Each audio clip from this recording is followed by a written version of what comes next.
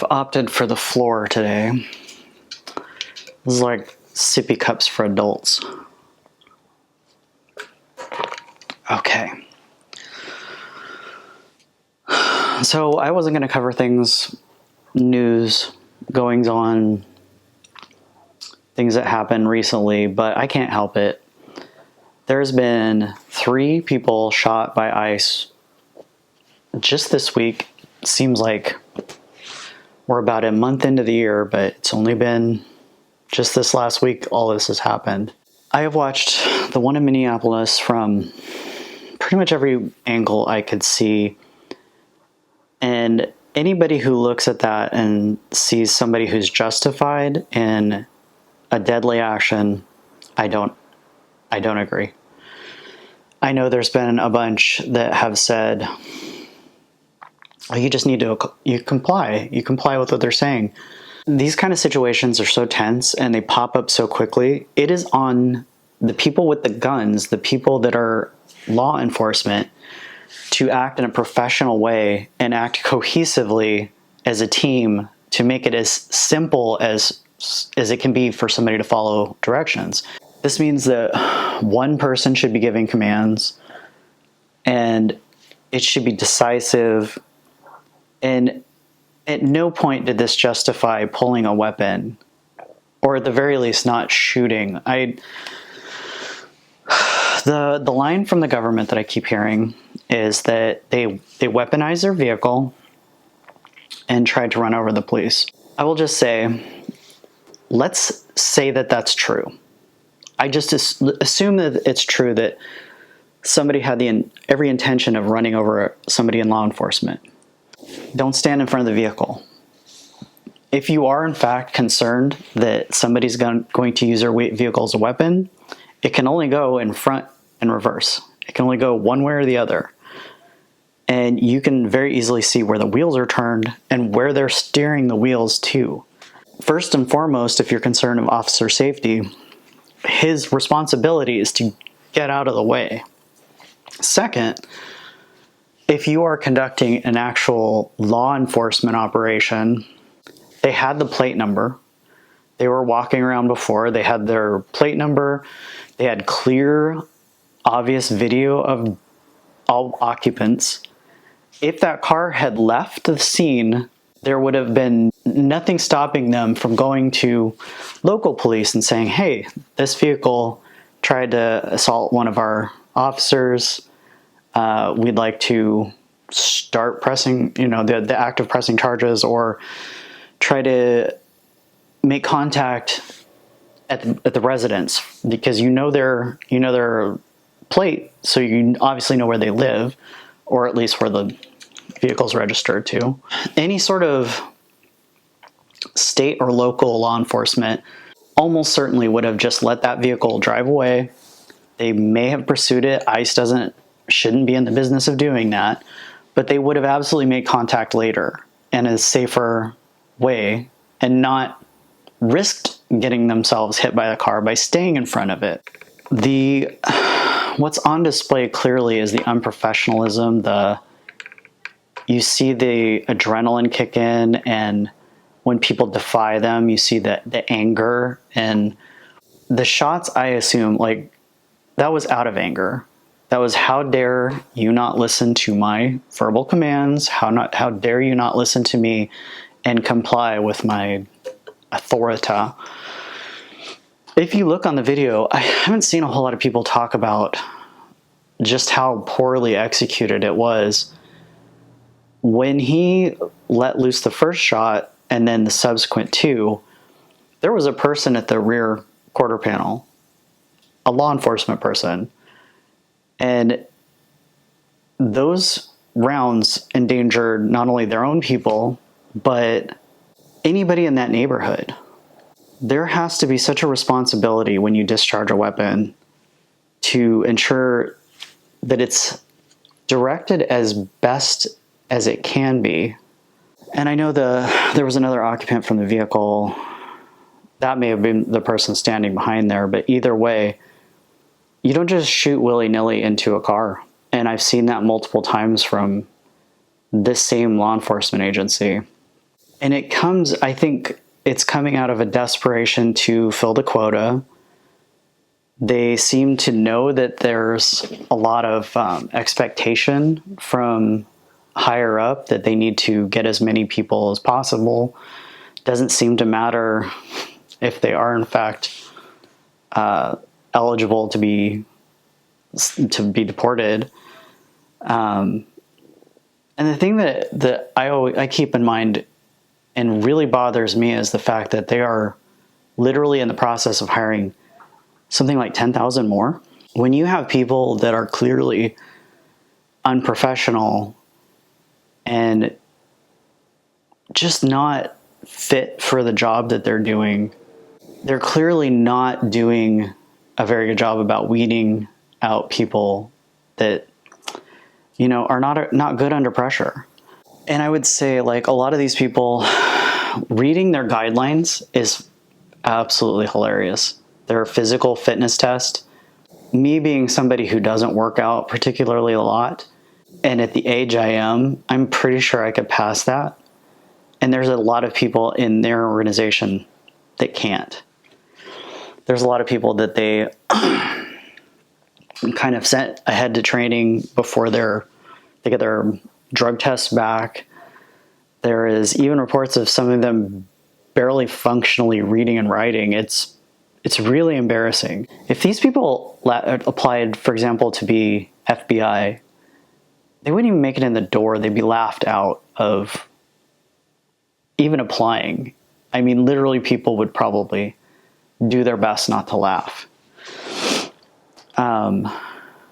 Much less like marshals or any other federal service. They clearly are just not fit to be law enforcement. And so they're congregating, they're heading to this one place where they just don't seem to care because they just want to get those numbers up. Once you start thinking about how many that they're in the process of onboarding and the clear lawlessness that they're applying to their quote-unquote law enforcement, it really makes you think, what happens after? What happens after you get a bulk of the people that you say are illegal, or whatever version of reality that you have decided, you get the bulk of all these people out of the country? What do you do with 10,000 people plus? I mean, whatever they have now plus 10,000 people. What do you do with all of them? Because I'm pretty sure what they don't want to do is just, thank them for the job well done and send them on their way. They're going to keep them. What do you do with so many thousands of people that are not good, not particularly good at their jobs, clearly angry, and you could probably weed out anybody who would, anybody with any professionalism that actually wants to do something that is, they feel that's positive for the country. You can weed all those people out. Then you have basically a domestic army, which should just terrify people. I don't understand why I haven't seen a lot more pundits and people talking about that. What do you do later on when all these people start running out of people to find? You could always start denaturalizing people, rounding those people up, because they've talked about that. Department of Homeland Security keeps joking about deporting 100 million people. There's 340, I think, last I checked. You just want to get rid of 100 million people. All the people that you don't like, for sure. And who would those be? It doesn't take a real genius to see how really scary things have gotten. And this is happening. The thing I keep having a hard time getting through to people that I talk to, this is happening now. This isn't something that's going to happen in the future, obviously, but it's hard to get people to internalize. All this is going on as we speak, and it is maybe not a repeat of Germany in the 30s, but it definitely rhymes. like the saying goes, like, history doesn't repeat it, but it often rhymes. Like, this definitely rhymes the hell out of the 30s in Germany. Like, this is a movement that hates people that aren't their version of Americans. And unfortunately, their version of it doesn't exist in the way that they think it does. They're, I don't even want to say racist, because it's stupider than that. It's just the people that they like, that they think are patriots, because a lot of the memes that they share, a lot of the people that are in charge of the social media for all the different government agencies clearly are just quoting things that are straight out of a KKK rally. And the thing that really concerns me, that I want people to come to grips with and really understand now, is that this is going to become so much worse as we get towards the midterms. They understand that their guy is going to lose in the midterms. As far as, I don't think that they have a prayer, the Republicans have a prayer of keeping the House. I think that's pretty much a done deal. If they had it now, the House would flip. The Senate's a little bit harder to predict, but I think they realize that they're on a time clock now.